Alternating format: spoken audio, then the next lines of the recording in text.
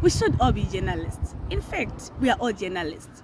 Hopo Chingono, Kuzaizinavashi, and Aidametu. These are the names of the people that we hear every day in our society and in our communities.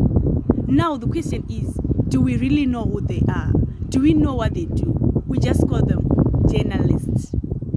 A journalist is defined as all news media personnel who has the editorial responsibility for the preparation or transmission of news and all other information units.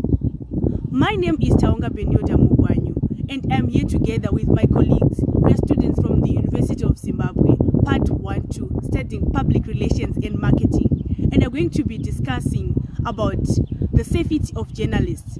Due to the nature of their work, there are a lot of dangers and threats that they face. But do we really know about them? So we are here to clear all that out as we're going to have our discussion. A good day to you. My name is Selma Mtenda, and I'm going to take you through the normative rules as one of the roles of journalists. Norms can be defined as rules and standards which are set by a community to guide them, and they need to understand them, and they are ethical. According to Don't Budge 2022, it states that normative rules encompass of generalized and aggregate expectations that are deemed desirable by the society. This means that journalists are supposed to publish information that is acceptable by the community. According to Christian 2009 et al., it states that journalists are charged according to 4 principal rules, which include monitorial, aggregate,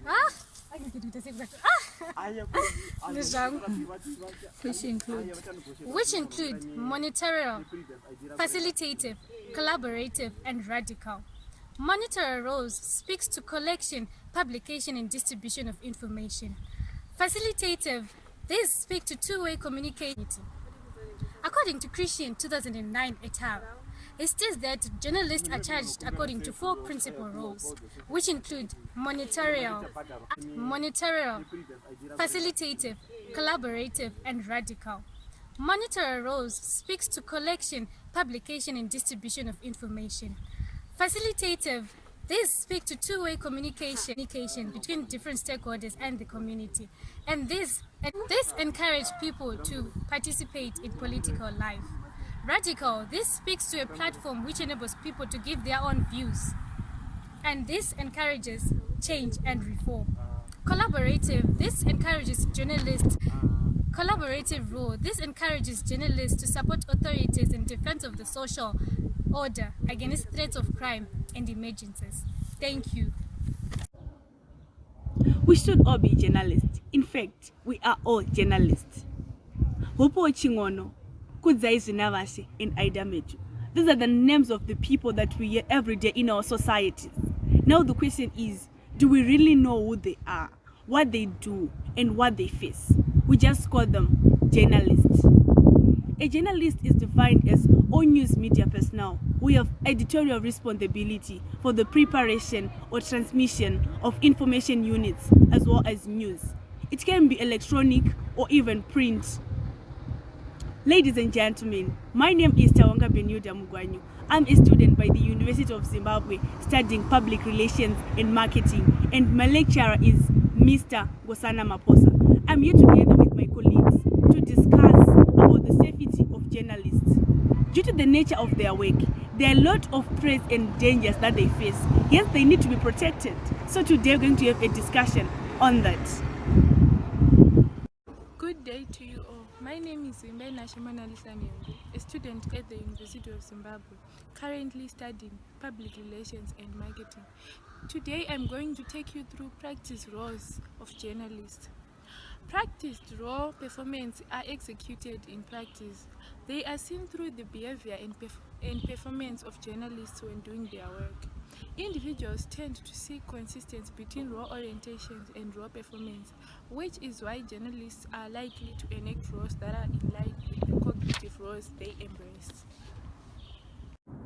Good day to you all. My name is Ed now, and me and my colleague Shikaina will be talking about the rights of journalists within Zimbabwe. due to the fact that the government in Zimbabwe does not like journalists digging too deep into their own privacy and things that they do not in public. The journalists are not well respected and are further only made to work even harder to try and bring out the information that they want to the general public. So thus, some of the rights here are simply those that are awarded to everyone within the country, such as the freedom of expression and the labor rights in the Constitution of Zimbabwe. Now, I shall talk about the first of them, which is the access to information. The access to information is backed by the Access to Information and Privacy Act of 2004. And this act states that all public bodies are to not relegate the information to only themselves and for the betterment of the general public. To do this, they are meant to show everything and anything that has importance to the general public, such as certain records of information which can inform the public that they are not doing so well in this particular field of work that they're doing. Journalists are now able to get that information and show it to the general public so that they can know more about the government and other public bodies such as members of parliament and the like, which hold power in the country. Now, the next point I'll talk about is the inability to be forced to work under someone who is not in your organization. In a media institution such as, let's say, Herald or Zim Live, a journalist can only choose to change what material they are giving out to the public if they are told by someone higher up and it's for a valid reason for doing so. Now, I'll go on to the next act, which is the right to not have the opinion be manipulated by outside forces. This right is more of the freedom of expression right, meaning that they cannot have their opinions or ideals or what they are saying be changed due to someone else's public opinion on what they want them to know about the public, to be known to the public. Okay, and then my final point is that they are obligated to have a good work environment. This right is backed by the labor rights within the Constitution, which state that an employee of any business is to be given a fair and good working environment which affords them a good wage so they can live financially independent and not be reliant on the organization that they work for to pay their bills and the like. This is to ensure that journalists work to give what they want to give and not what they may be forced to give if they are charged no wage or the like. Thank you. I shall now pass it on to my colleague Shikaina. Good day to you all viewers. My name is Shekaina Mrian. I'm going to present on the rights of a journalist. Journalists have the right of freedom of press. This is the right to publish and disseminate information, thoughts, opinions without constraint or censorship. This is more based in the American Constitution and is in part of other constitutions, such as Zimbabwe's, which allows government officials to actively be able to take journalists into imprisonment if they were to publish information which paints the government in an unfavorable light. For example, let's look the case of Kazembeka Zembe versus Simbarashe Sitole. On the 4th of June, Kazembeka Zembe sent a text message to Sitole threatening legal action after the freelance journalist published 2 articles about alleged corruption concerning Kazembe's constitutions. So we see that Kazembe deprives the rights of Simbarashe Sitole. Second, other protection of sources. This is the right given to journalists that empowers them to be able to talk with people within corrupt organizations or groups of interest who can provide them with information that should be heard by the public, such as a health amount of certain chemical being put into products without informing the public. An example of this right would be the Whistleblower Protection Act of 2014, which offers protection to people disclosing acts of corruption, willful misuse of power, or criminal offense by public servants in public interest. This act was made by the Parliament of India. Yes, they need to be protected. Journalists need protection. We are now moving on to the reasons why they need to be protected. One of the reasons is that they're the voice to the voiceless. Due to the fact that there's a group of people, so journalists who work to allow the messages of the groups of people to be heard without having the attention focusing on them so that people will understand them from their perspective while leading to their harm by keeping the sources of the journalists anonymous. which is section 61, subsection 2 of the Constitution, which is the right of journalists to keep their sources anonymous. An example would be the fact that many of the common folk in Europe and states in America are oblivious of the issues that are caused by their corporations and how their government have crippled many African countries. Journalists are there to expose this information and bring it to the surface so that people may come and help to prevent further exploitation of the countries that are stated above.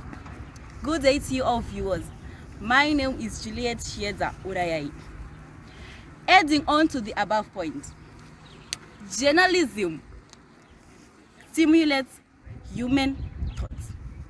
Journalism should encourage people to think about things they might not otherwise think of. For example, if you read a news article, you must be able to critically think and question about the information that is being presented to us. Good day once again. Now I'm going to take you through the reasons why journalists are in danger. Journalism makes government and other powerful institutions accountable for their actions, which may be lampshaded over if they are not put under the light and exposed. When journalists put together the knowledge they have gained on these groups of interest and publish it, they are now able to show the crimes of the offender to all the general publics, and with the interventions of the internet, it has all allowed information to be far more spread out across a majority of people. For example, on 25 August 2022, 4 journalists were detained and forced to delete a footage by the ruling party supporters. They had filmed a convoy of 20 vehicles of the ruling party which were blocking a road ahead of a rally by the opposition party leader in the town of Goku. Safety of journalists. You all might be wondering what I mean by safety. Well, safety means being protected from a certain harm or danger. For example, in the context of journalism, journalists are being protected from dangers like intimidation, online and offline harassment, and many more. Good day to you all, ladies and gentlemen. My name is Rubimbo Mshore, and I'm going to take you through the safety of journalists through organizations. So first of all, I'll start by the Committee to Protect Journalists, which denounces press freedom violations, meets with heads of the state or high-ranking officials, and works with other organizations to ensure that justice prevails when journalists are killed or imprisoned. For example, the recent case in Budiriro, where 20 journalists were barred from a court appearance of an opposition politician and were threatened to be beaten by the police, as the media says. We see the Committee to Protect Journalists ensuring justice to those journalists, announcing that they should not be blocked from doing their job. Moving on to the United Nations, which promotes consideration to the unique risks faced by women journalists like rape and support legal protection. It builds and develops national and regional capacities to prevent, protect, and prosecute attacks against journalists.